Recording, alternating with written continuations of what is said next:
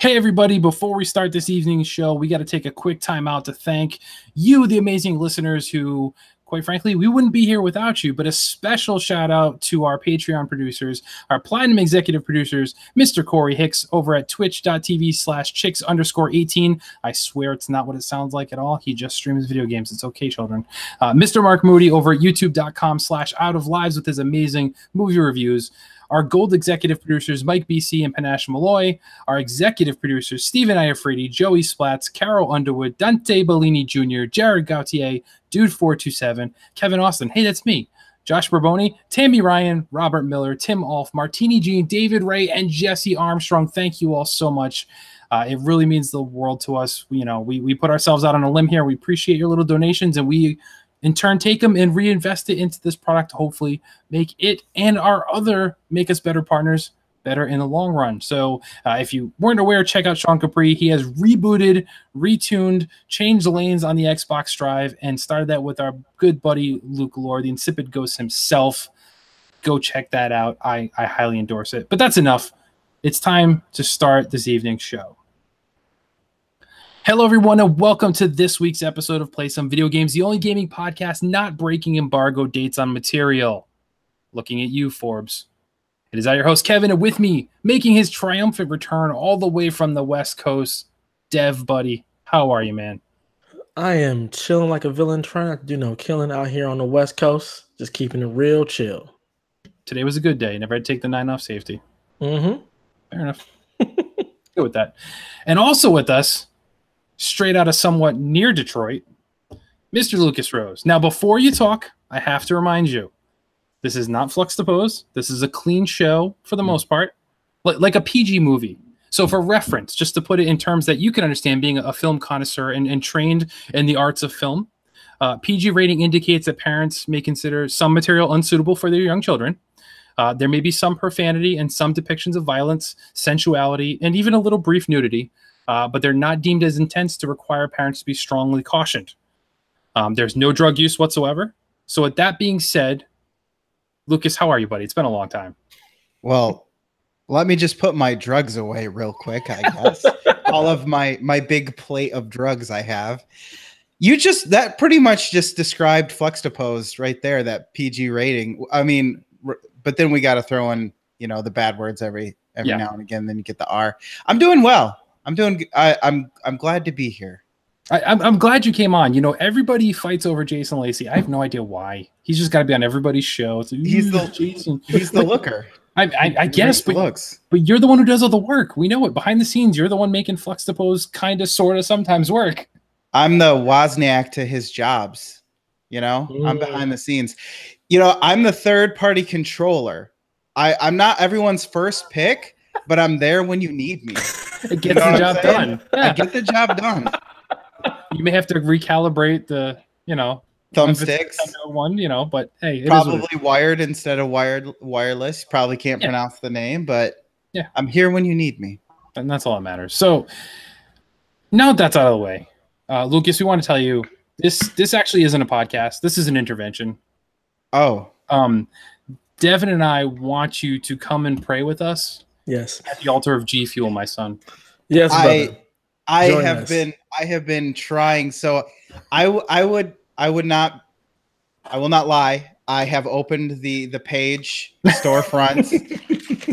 I have not added things to my cart yet. I did check the prices and I said, better wait for one of those sales I keep hearing about. Yeah, that's when we buy. Yep. It makes sense. Definitely the way to do it. It's definitely the way to do it. I feel like they priced it in the way that they're like, well, we're going to have sales a lot. So for the people who can't hold off on that, when you got to stock up, you hit the sales. But for those people who aren't wise, they get them, they fleece them.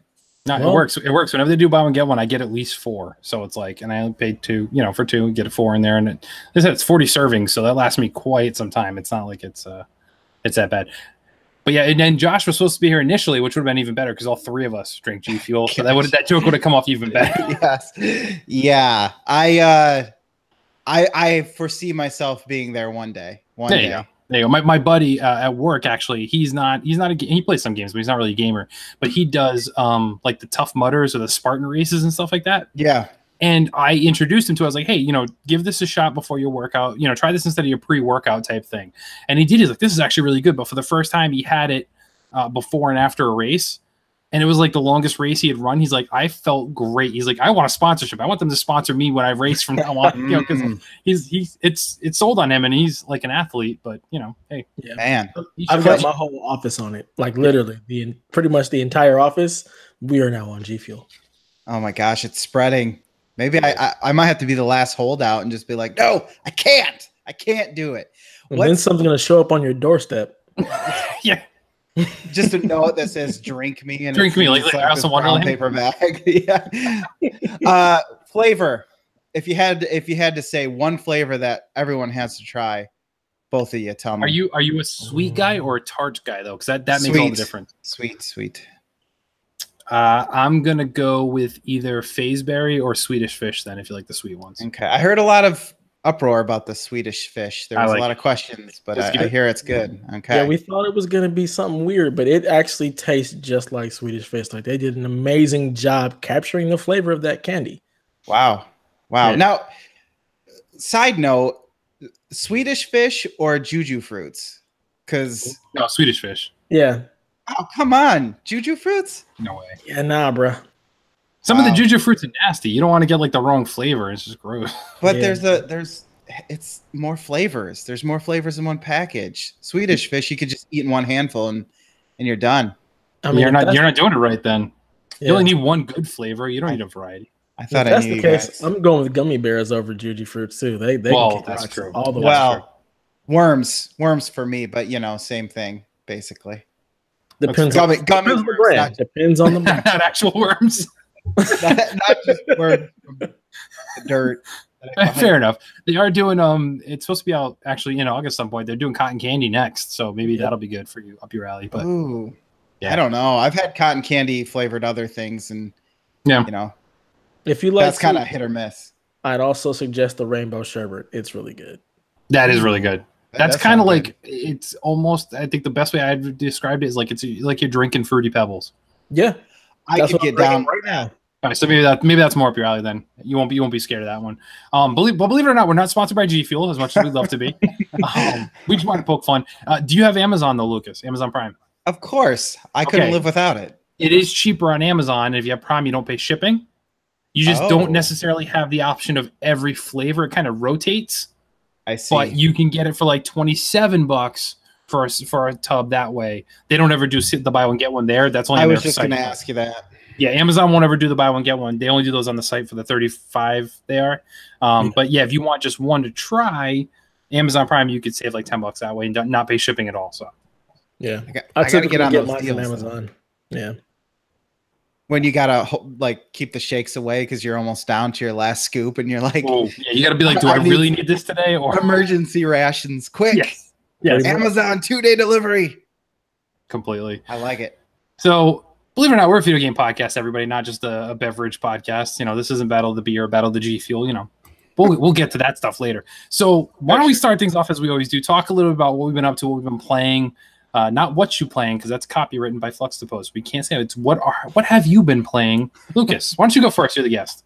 Okay. Yeah, I've been working my way through Deus Ex not Mankind Divided, Human Revolution, on my road to Mankind Divided. I played this game originally on the 360 when it first came out because you know me, I love me some cyberpunk, and Deus Ex was kind of one of those properties that I remember from the early days of gaming. And so I've been working my way through this. Like I said, not my first time, but I didn't remember much about the game, so I wouldn't have been able to tell you what the story was or anything. So I kind of felt like maybe I should, play through it just to experience it before I go on to Mankind Divided, which I heard was pretty good. So looking forward to that. It's going fairly well. It's definitely starting to show its age, though. Especially because I decided to go more of a stealth route and just completely ignore fighting whatsoever for the most part.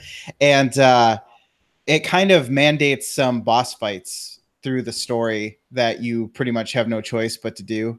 And that can be a little annoying because I'm like, well, I didn't put all my points into to fighty, shooty, bang, bang.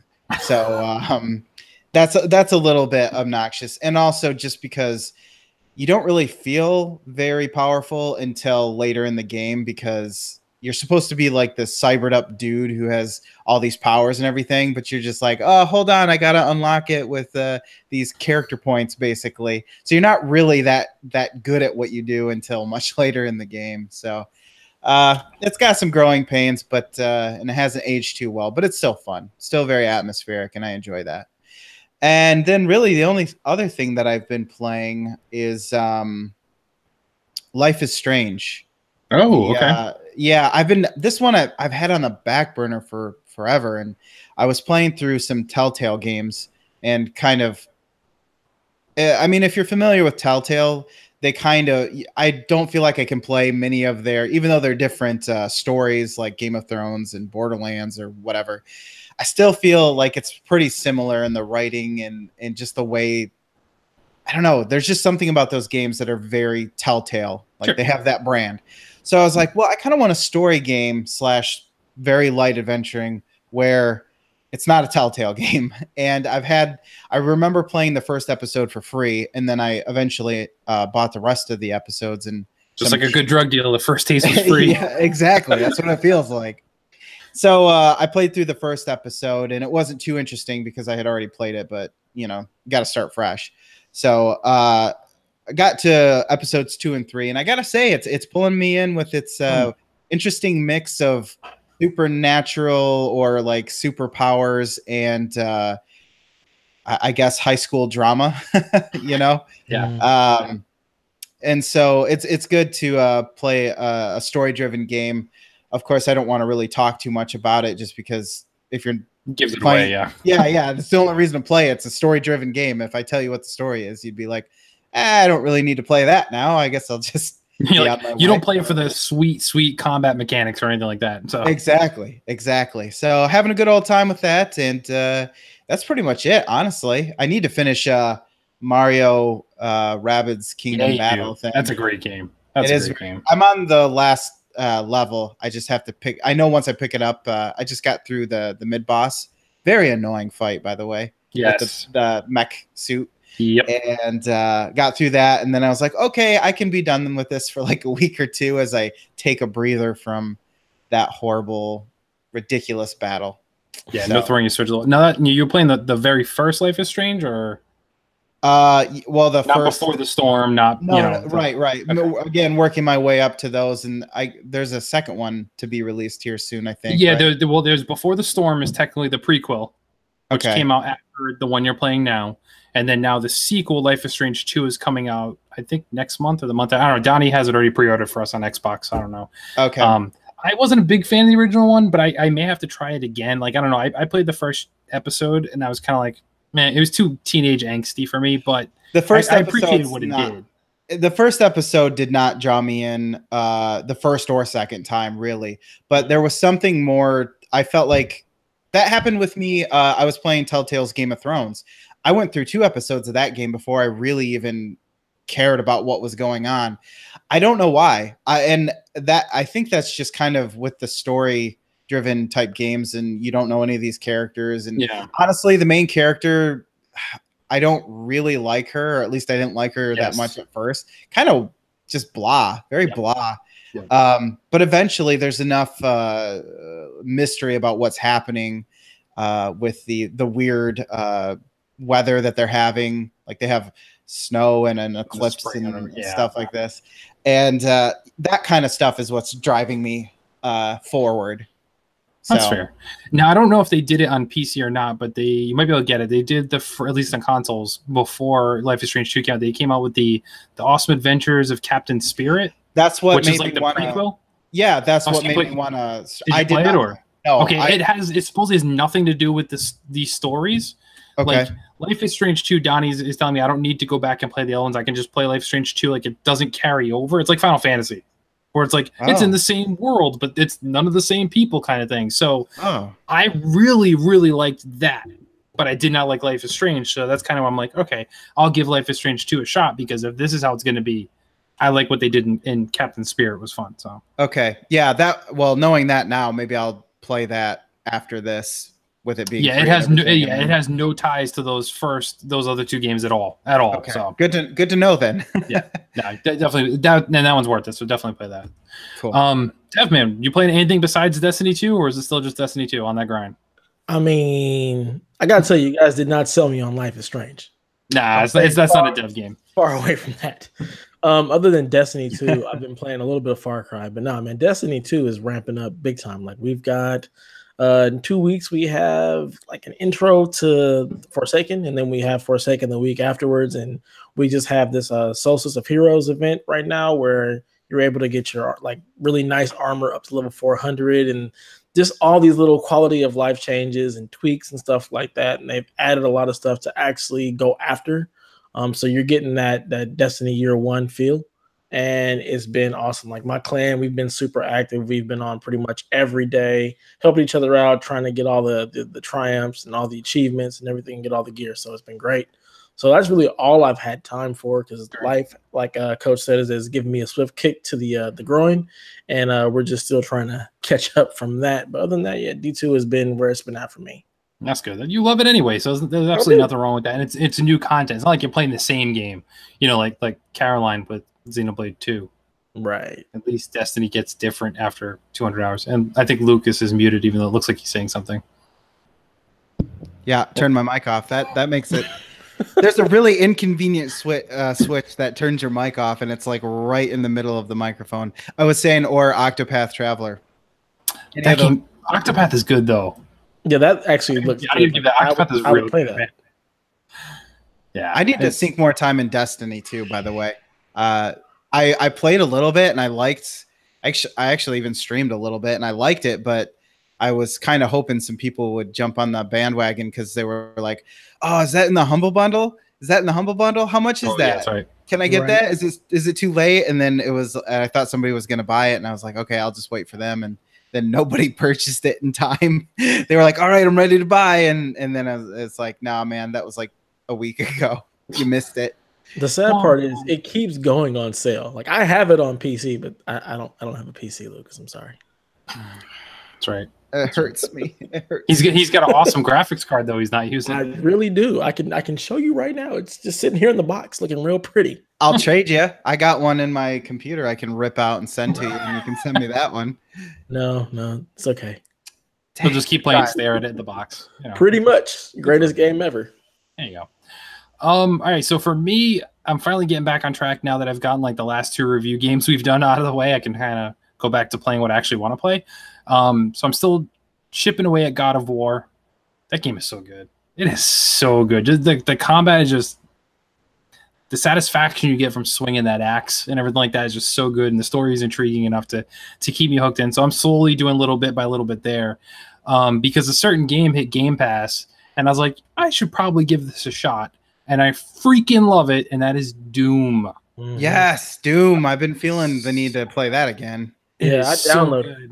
I want to play it so bad. It's so good. And I hadn't played it yet. And like it's one of those ones that like I slept on it and I shouldn't have clearly. Now that I'm playing, I'm like, this is amazing. Like it's just it took me a little while though, because it's jarringly fast.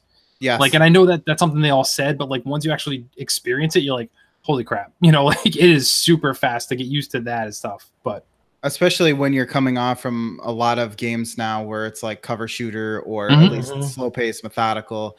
This is completely different. This is like, no, you just charge at them with a shotgun and just shoot everything that moves. Yeah, like I've been playing PUBG and Fortnite and then go to Doom. It's like, no, not even so much quicker. Yeah. So that soundtrack quicker. Though, too. Oh my God. It is amazing. And the fact that like, so when you do those like fatalities, I guess you call them, like you rush up on them and you jam on your joystick and they do like that kill, he rips his head open. I love how like the music pauses at the beat just for that moment. It's like, it goes like right back to it. It's like, oh, so good. We need another Doom movie. No. Just based on that. Or do we just need a good one? But yeah, we probably do need a good one. But that first person perspective little in the middle of that was great. The only good thing. Totally. And then the last thing I've been playing Overcooked 2. Still playing that with the family. to much to Jason and Donnie and Caroline's dismay, I decided to get it on PlayStation because I have 4 regular human-sized controllers on PlayStation, and for me, that makes a hell of a lot more sense to play with my family on that than trying to play with like a single Joy-Con. Each of us, are, hunched over the tiny. It's not good, and we 3-starred everything on the first Overcooked on PlayStation, so it just felt right to do it that way. Somewhere in the middle of World 3. This one's a lot harder than the other one, I will say that. The difficulty ramps up a lot earlier in this one versus the original. So I haven't had 3 stars in everything. There's a couple, I think I have 2 stars, but I think it's because my daughters are playing too. If it was just me and my wife, I think we'd be moving quicker at 3 stars than with them, because the score is lower with the less amount of people you play. Like playing one person just sucks because you're doing like each joystick is a different character. Like you have to play 2 characters on screen. Mm-hmm. So in my mind, it's like a 2-player or 4-player game. And if 4-player, if everyone's on the same level of like, hey, I'm a gamer, not an 11-year-old, a 14-year-old who doesn't play video games, and then me and my wife, like it's not balanced. But so what you're saying is you blame your children for your failures. Yeah. Sounds about right. As I put in our Discord earlier this week when they were talking about it, I may or may not have. Have you guys seen the Gordon Ramsay gif where he puts the slices of bread around the woman's head and goes, "What are you?" and she says, "An idiot sandwich." Yeah. I may or may not have done that to my 11-year-old at some point playing this game. So, yeah, it's amazing they don't play video games. That's crazy. Right. Yeah, no, but they actually like to. She's really good at Injustice too. She's just not good at Overcooked. But yeah, it's just you get. I mean, Lucas, you streamed it, so I mean, you know how it is. Like people just start yelling. It's like, no, you got to do this. You got to do that. You got to just.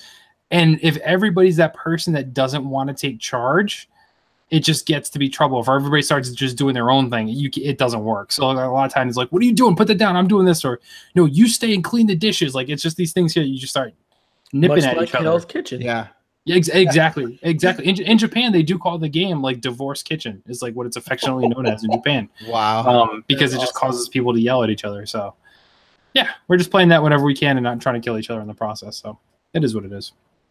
But that's it for us, I think, for what we've been playing there. So you've heard enough from us. It's time to get into what you guys have to say to us. So we're going to go ahead and check the messages. First one this week comes in from our buddy Callow. Callow wants to know, what's your all-time favorite limited edition console, even if you never ordered it or owned it, which is the appropriate word there. Does such a thing exist? Oh God, yeah. I mean, not if you play on PC. Yeah, I know, right? That's every console. It's limited edition. I'm trying to think about for me like what it is. I will say I love that Spider-Man one, PS4 Pro. That's coming up like that. I love that. I don't care what people say. I'm with you on that one. That one is awesome.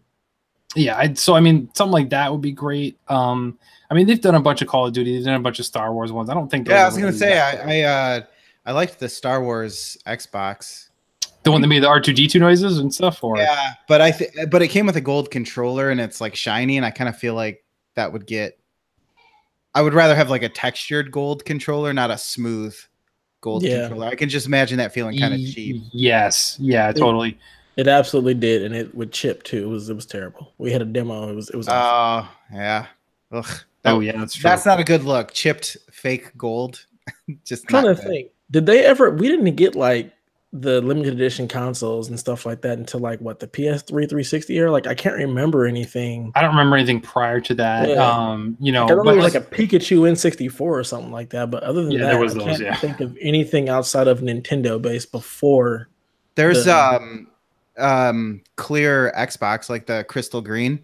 I'm seeing like the that's right. Yeah, because that was the 90s, and that's what we did back then, is make everything translucent. Clear, yeah.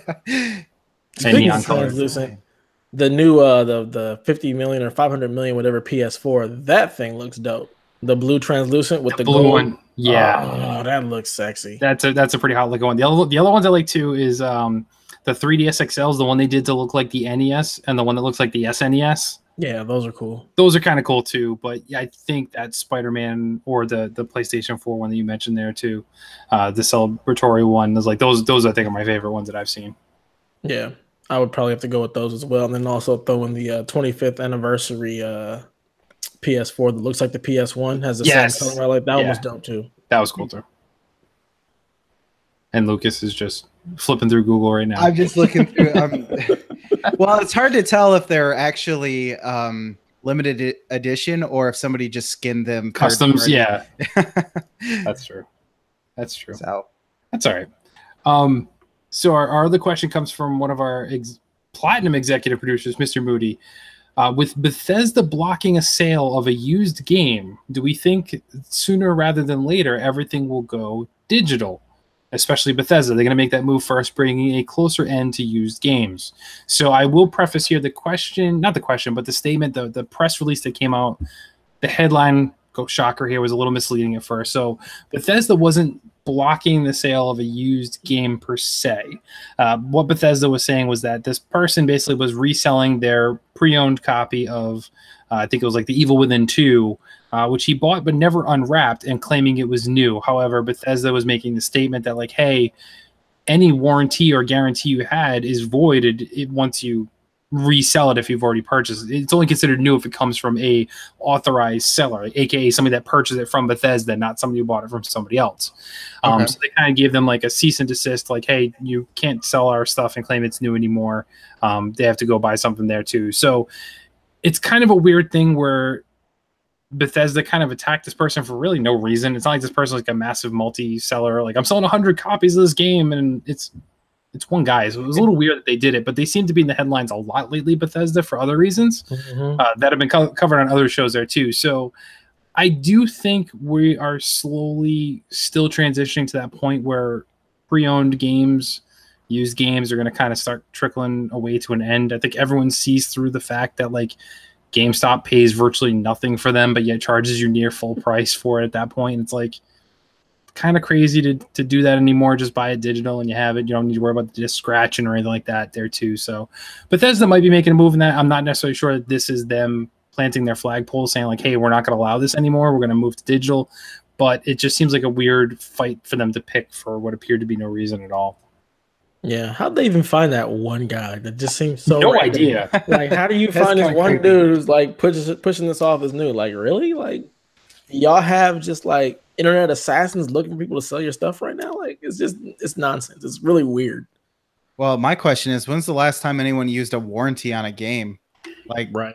What they were worried that this other person was going to buy it and then be like, hey, this said new and it was defective, so I want a different copy. Well, I guess if you think about it, if you buy a game from like Target or Best Buy and you bring it home and for some reason it doesn't read in your game system, you could take it back and exchange it for the same thing.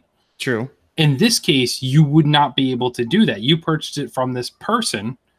Right. And you can't exchange it for the same thing. I mean, they may or may not give you your money back, but then you can't even go back to the company and say, like, hey, I have this defective disc. I'm like, all right, well, let me see your original purchase receipt. Oh, hey, you didn't buy this from somebody who's actually authorized to sell this to you, so we're not going to cover you. Whereas Best Buy, maybe for some reason or other, they won't accept your return. You could always go back with that receipt saying, like, hey, I just bought Wolfenstein, and here's my receipt, but Best Buy won't give me a refund for whatever reason. They'll still honor that under that warranty. Now, I don't think that's very common. But, I mean, it could be a move like that. And when you think about it, not that this person was doing that, shrink wrap machines are kind of everywhere now. You could buy the stuff for that at Michael's. Somebody could be selling, empty cases, shrink wrap, and I'm saying it's new, send them off to somebody and it's empty.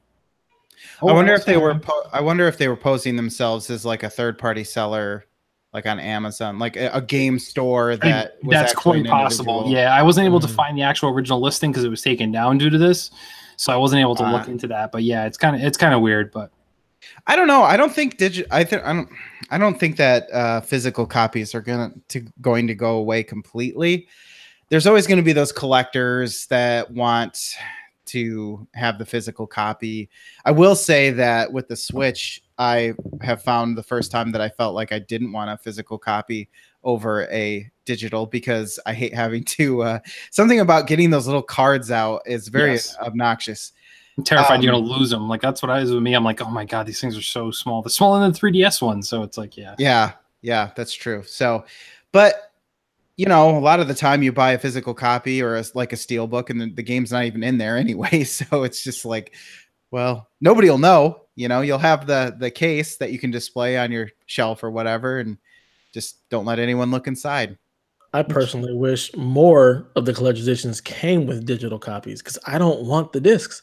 Like I was so ecstatic when I bought D2 for PC and it was just a code. I was like, this is great. But I don't want the disc. I think the price needs to reflect that to a certain degree, though. Yes, because I agree.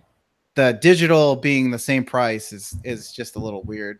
It is because like, you clearly can't resell it. Right. Yeah. That's what needs to happen. That revolution, what we see on PC and with Steam, that needs to happen to eShops and the PlayStation Store and the Xbox Store, because it's like, yeah, you get the physical, it's the same price, but you can resell that, or you can beat the game and trade it and get like $30 back. Like Donnie's God of War, he he bought God of War, sent it to Nathan. Nathan didn't have time to play it, but then Nathan sent it to me so I could play it. I haven't beaten it yet, but Donnie's like, hey, man, I want to trade this in because it's still worth a lot of money.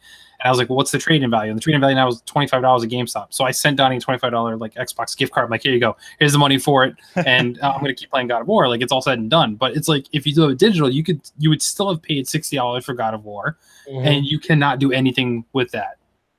Yep. Yeah, so until they bring those prices down, I mean, we get these like really good flash sales and stuff on the on the PlayStation Store. You get the sales in the Xbox Store, but that needs to be more of the norm when they drop. Like, you need to give me an incentive to want to buy digitally instead of going into GameStop and buying it for full price. Even if you're lucky enough to still have the Gamers Club unlocked, or until they change it in Amazon to be able to get that 20% off the new games, it still makes more sense from a cost perspective to go in and buy the physical disc. Plus, if you're playing fast enough, you can trade them in for almost the full value of it. So until they start dropping those prices down, like day one for digital, you're just not going to see the changeover. I agree. And Lucas, little tip: if you get Smash Brothers, don't get it digital. Really? Oh yeah, because that game's gonna be huge. It's gonna be huge. I heard them talking about it on the Shack, and I was like, oh, that is a good point. I mean, just the soundtrack alone is 300 tracks. Like that. You're gonna be downloading that for 4 days before you can play it. So don't do it. I was gonna buy that. I was gonna buy the soundtrack on vinyl, but that would be like 2,000 records. Well, the good news though is if I do pre-order it, it probably won't leave the Switch anytime soon, so I won't have to worry about taking it out and swapping games. But the other thing I was thinking too is digital or physical also relies a little bit on the rental platform and things like libraries too. So those would definitely be affected. I mean, I'm sure there are people out there still renting games from Redbox even. Redbox has them. Yep. So it's a good point. I hope Switch has a bundle with Smash, because Europe has it, but they haven't announced it for the US yet. They need to do that because that's how I want to get my Switch. Yeah, I agree. You can get the bundle that Walmart has. Have you seen that yet? I have not. So September 5th, it's coming out. We talked about it on Shack last night. It comes with the Switch, comes with a 1-2 Switch. Oh yeah, and then I mean, clearly this is the game you want bundled with it anyway, right? Mario Aces, right? Oh, yeah. Right, Mario Tennis. Yeah, that's the one you want, right? Just gonna erase this conversation from my memory. You don't want Odyssey. You don't want Breath of the Wild. You want Aces. You don't even want Mario Kart. Tennis is where it's at. What on earth? Yeah, I don't get it, but it's Walmart. It makes sense, I guess, when you think of it that way. But it is what it is. I would expect it if it's gonna be on Japan. It's a no-brainer for the US, and that's gonna be. This is a game much like Odyssey was, much like Breath of the Wild is. It's going to sell consoles for people. It makes sense that they do. You won't get a deal on it, but you might. It's Nintendo. Yeah. Maybe they'll throw in 1-2 Switch for free. Who knows?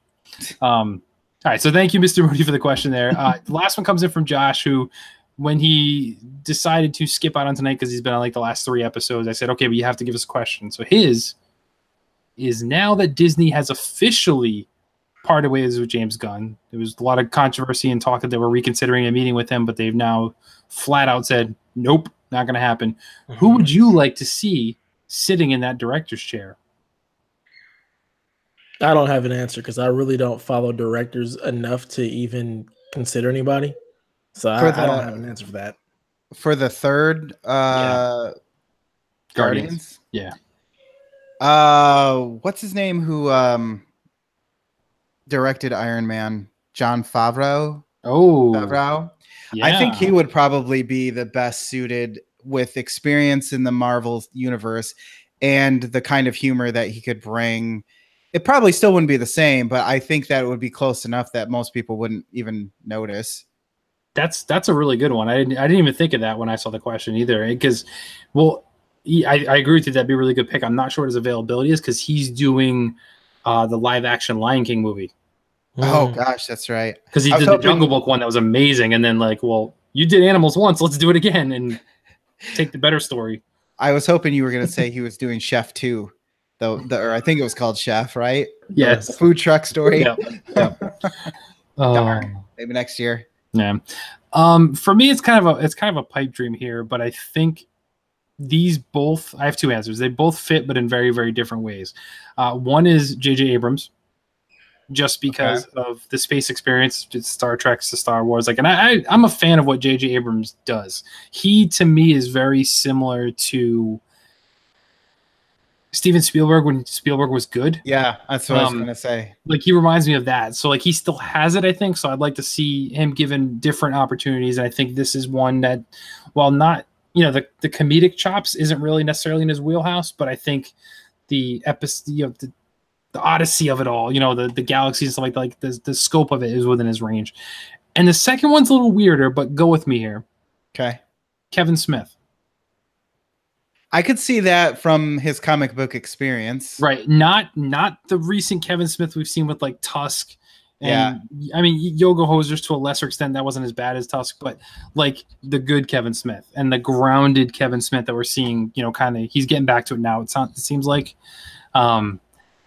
I would like to see him, but he keeps saying all the time he would never want to do a comic book movie because he'd be afraid of ruining something he loves so much. But yet he does all this. But he does all the CW shows. He's done like 3 or 4 episodes of Supergirl. He's done The Flash a bunch of times. So to me, it's like you're already kind of doing it. And let's be honest, those CW shows are better than any they've put out yet. So yeah, while this is Marvel, it's I think he could do it, but. That's a pretty interesting pick. I feel like J.J. Abrams would be like the safe pick, though. That's definitely the safe pick, hands up. Yeah, I agree with that. That was definitely the safe one in my head. So, I feel like J.J. Abrams could do the space thing, but I feel like the space thing isn't what Guardians is to me. It's just the comedic, like that cast and the way they interact. Like that to me is what Guardians is. Like I feel like J.J. Abrams could definitely capture the element of them being out in space. But what I love about Guardians is just the interaction, the comedic, just timing of all the characters together. Although, if you've seen the end of Infinity War, I don't really know what Guardians is going to look like. So yeah, and they're still using J.J. Abrams' script. That has kind of been confirmed. So whatever vision he had is still there. But J.J. even said himself that after Guardians 3, if there was going to be anything continuing with Guardians, it wouldn't be the same lineup. So... take that for what it's worth. But yeah, I get what you're saying there with the comedic thing. And you're right. The chemistry of that cast is really what makes that so great. I guess just in my head is and I've said this to other people. I had this, not argument, but I've kind of said this before and gotten a lot of looks. But for me, it just hasn't been the same. I see Guardians as more of this generation, not necessarily us because we're a little older, except for Lucas. He's like 16 or 17. What? That Guardians is almost this generation's Star Wars. Yeah, and that's because of the galaxy, because of the cast, because of the episodic things to me. Because the Star Wars that are out now, well, I don't have a major problem with them overall. They just don't have that appeal as the original trilogy did. So in my mind, I'm like, Guardians is really what this generation is going to, I think, remember years from now and be like, that was really cool. So if they ever did like a Guardians 4 10 years from now, that might get people excited again. But that's just me. Makes sense. I feel you on that. Yeah. So thank you everyone for sending in those questions. You can always tweet at us at PSVG or hit up the Discord and let us know there. We'll always post a day or two before the show and gather your thoughts and questions there. But thank you all. So now it's time to move on and check out the news of the week. So publisher THQ Nordic has added the Time Splitters franchise to its massive staple of video game properties. The company recently announced it acquired the rights to the franchise from its former owner Crytek, and it sounds like there are plans to bring it back under Deep Silver, which THQ Nordic bought earlier this year. They've just been on a streak of doing these things. The CEO of THQ Nordic said they're hugely excited to have acquired Time Splitters. The original games gave fans a massive content offer and provided a pure and genuinely fun arcade shooter experience. Many fans are excited to see that come back if possible, and there's a bunch of people in that staff for THQ who are passionate about the game and want to create a product that will thrill today's gaming audience using Time Splitters. So I was a big Time Splitters fan. I had a lot of fun with that series when it was out there too. So this is pretty exciting news. I didn't, when it first came out, they just kept referring to it as Koch Media, and I didn't realize that was THQ Nordic. So I was kind of like, well, who cares? Like that's not a big deal. But I was like, oh, THQ, they're known for doing mediocre but kind of good games. Like that's kind of what it is. Like they're not Ubisoft, they're not Bethesda, but they do decent stuff. So they are now the AA series. Exactly, they AA gap. Exactly. So I'm excited for this. I'll be interested to see what they come of it. Lucas, were you a Time Splitters guy? You excited about this news? It's funny. I played the second one, I think, on Xbox, having no clue. It was just something that looked interesting, and I actually do remember having a good time with it. But I always felt like it was more of a PlayStation thing. So I played that one, and then that was it. But I would totally be interested in playing like a reboot, maybe like same thing, but reboot it somehow, or even, God forbid, an HD remaster or something, to get caught up. And I mean, I'm no stranger to playing old games, so that wouldn't bother me at all. Because it had that tone, didn't it? Like it was kind of goofy a little bit, kind of making fun of itself, but also still staying somewhat interesting and not just totally blowing the whole thing off. But I'd be interested in that for sure. Dev, your thoughts? Are you being a PlayStation guy like Lucas is right? I think Time Splitters was known better there. Were you a fan? I will definitely be following this story and probably playing this for sure. Time Splitters is one of those games that was just a lot of fun, a lot of fond memories of that time period with that game, and I'm excited. I mean, I think THQ Nordic, they're like, that's a perfect fit for it. Like I said, they fill that AA space, and everything that they do, even though it's not like the greatest AAA, like they're fun games. They create games that are fun. So I think this is a great pick for them to actually bring back Time Splitters. I mean, people have been asking for a new Time Splitters game since the PS3 era. Like they've been asking for it. So I think this is great. So I'm excited. Cool. So the next news topics we have, I'm going to kind of do back to back because they're similar. Because for some reason with this year's releases, these two cannot get out of their way, and we got some Call of Duty Black Ops 4 news and some Battlefield 5 news.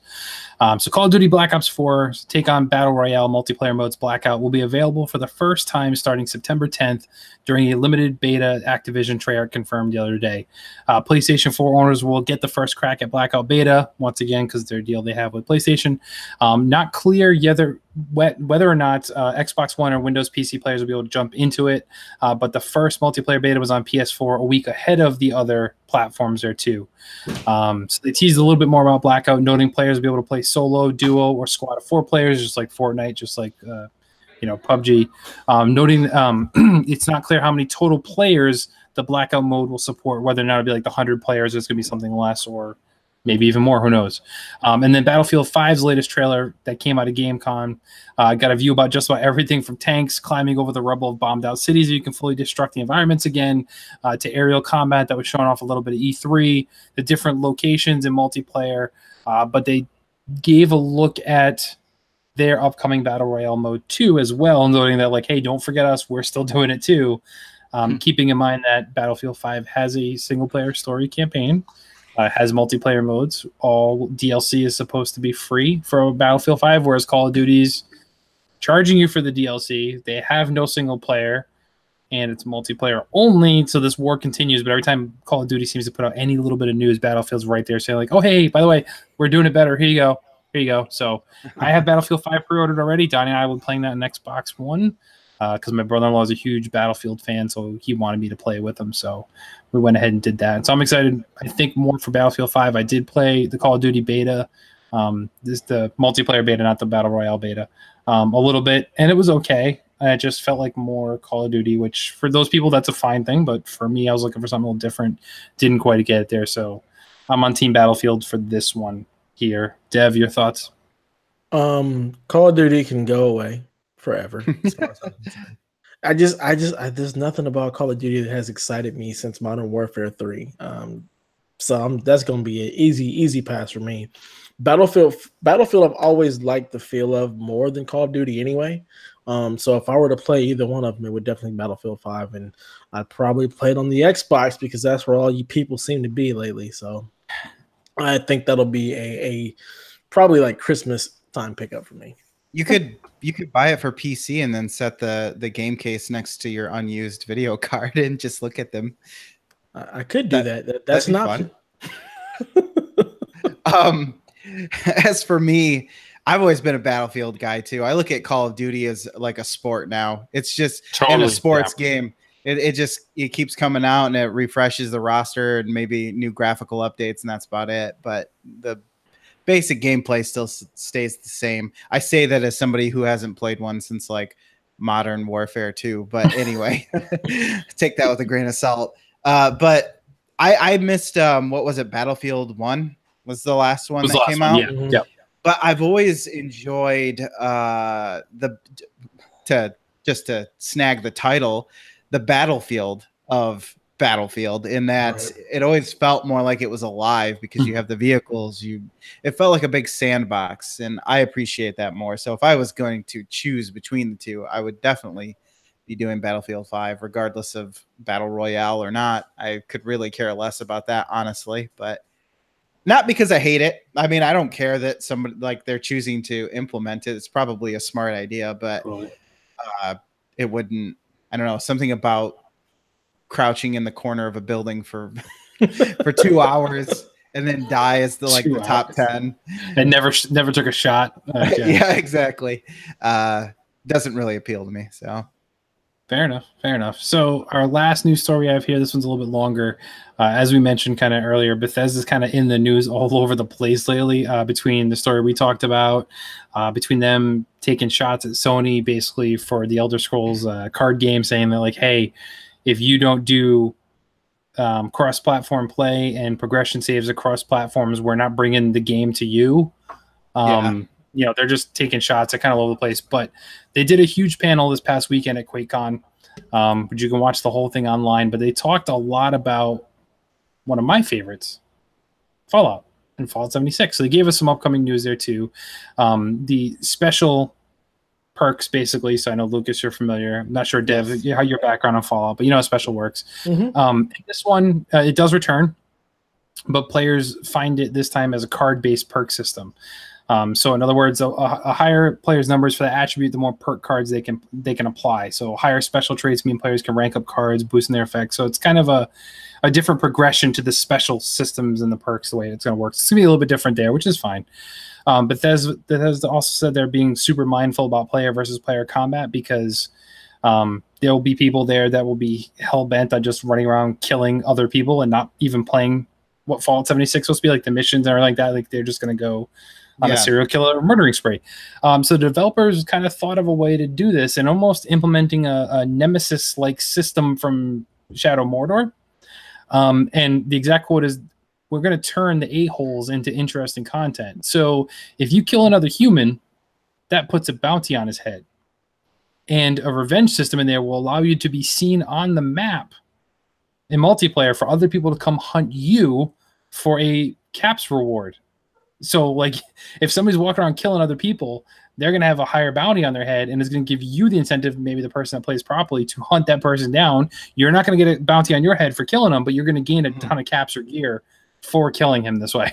Now, do they say that the money is automatically applied by the game, or is it? Yeah, the game. You're not stealing it from the other player. It's a bounty that the game supplies on their head. Okay, because I feel like I played something where maybe even Grand Theft Auto where you can. I'm gonna say Grand Theft Auto 5 does this. I'm just like, I don't want to put my own money towards somebody. No. Nobody's gonna do it anyway. I won't know if he dies or not. So what do I care? No. The game does it, and the best part is like if you die, like if they kill you, and you respawn, and you actually come back and kill them, you're actually gonna get double the bounty that they put on their head if you get back and get revenge on that person for killing you. So.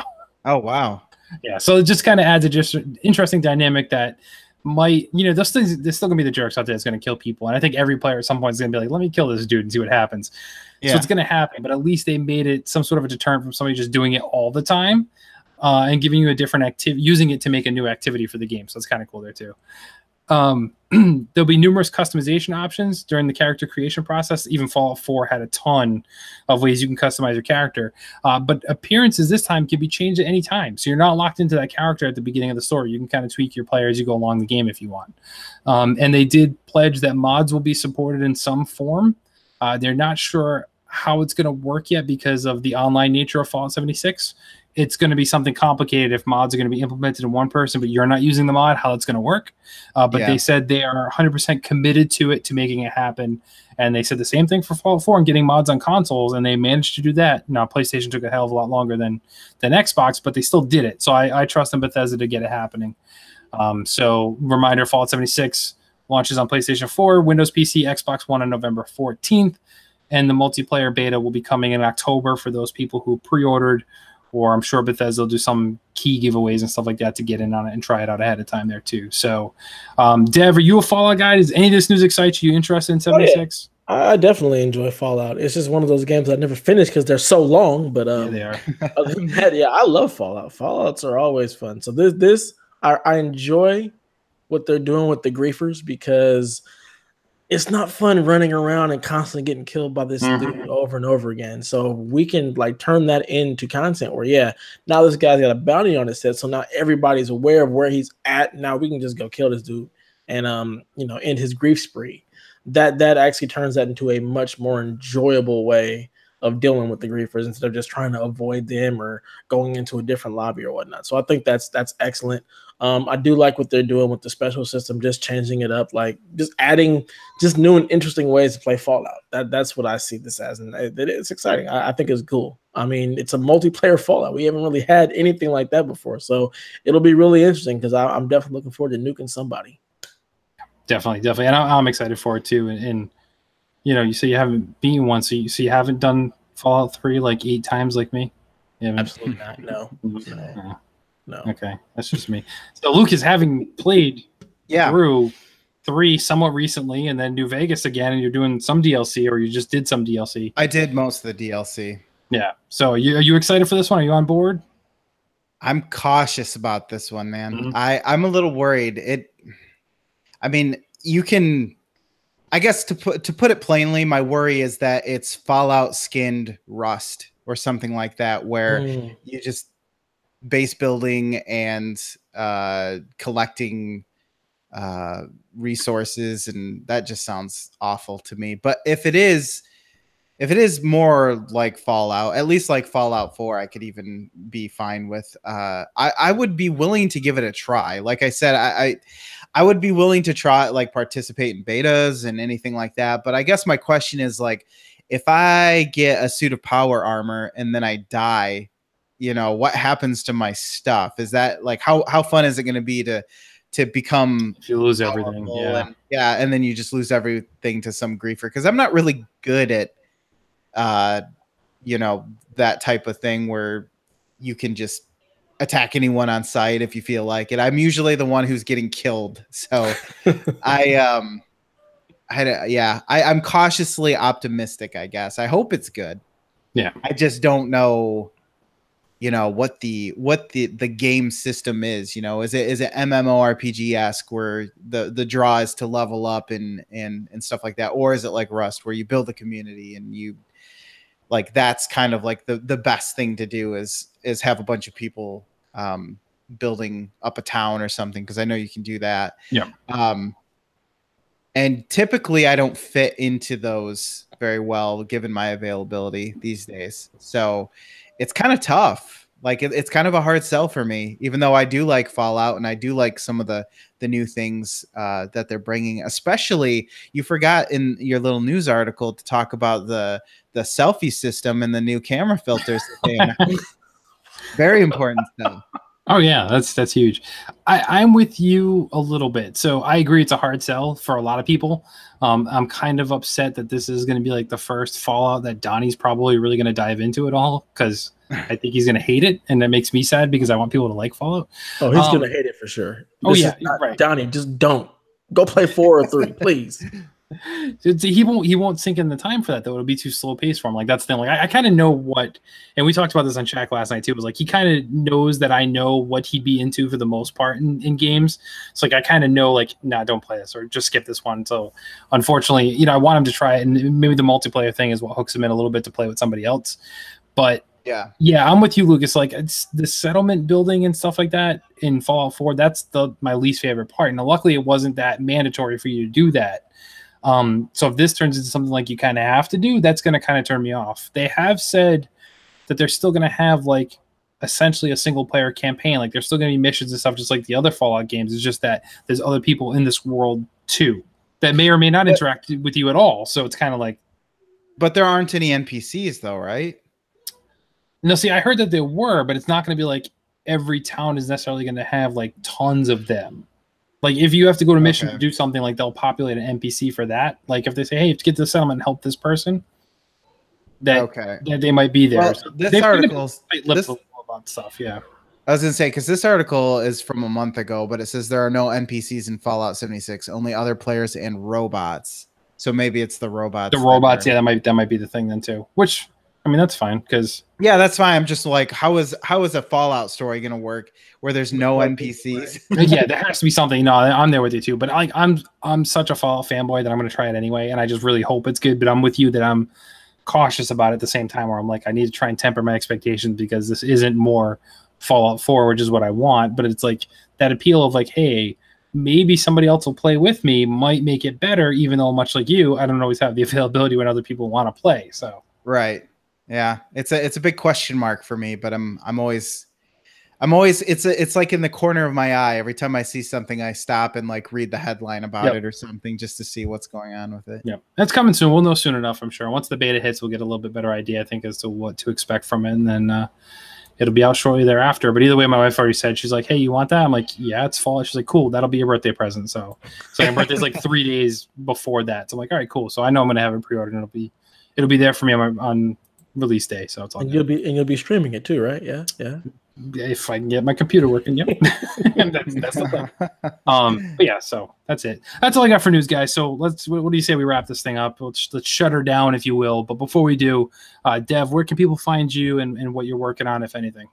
You can find me on the Twitters at all times at DevATias. Come pick a fight with me, talk some trash, and I'll tell you why you're wrong. Other than that, you can find me on PSN at DatNinjaDev2 if you want to come play some Destiny with me, or over on the Xbox at DatNinjaDev. No 2 on that one.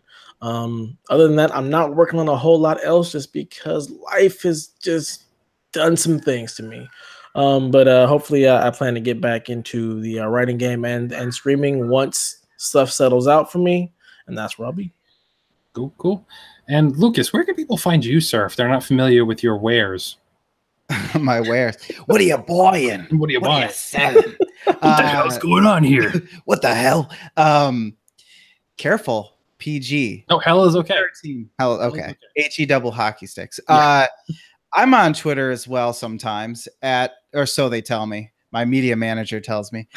At heavymetal_riff. You can send me a tweet. I might see it. I'm still learning the systems and how it works. I do a show called Fluxtaposed that comes out on Wednesdays. We do it live on Tuesdays though. You can come watch us there. We also do a battle of the beer. We talk about beer. We're real snooty. It's a good old time. And I have a Switch, and I must have a friend code. I think it's 3. My friend code's 3. It's just number 3. I'll have to double check that, but you don't want to. I don't really play games with other people. I'm single player all the way. They say single player is dead, but I'm bringing it back single-handedly. Gosh darn it! Single-handedly bringing single player. Yes. That's a lot of singles. That's a lot of singles. All the single ladies. All the single ladies. All the single ladies. All the single ladies. All the single ladies. Make it rain. Yeah. Let's stop this before it gets worse. So let's remind everyone, go check out the website at psvg.blog. On there, you can click the little Discord link and jump in and check out what we do all day. Pretty much, we entertain each other from everything from fitness to GFUEL to movies and music and all the things we do and talk about there. So join us over there in Discord. If you're interested to see more of what we do or just help us be a little bit better, head over to patreon.com/makeusbetter and check that out for a little while. Donate a shilling or two if you'd like to, or not. It's fine. We appreciate you just listening. So thank you, everybody, for tuning in, for telling a friend, but most importantly, as always, we ask that you never stop gaming.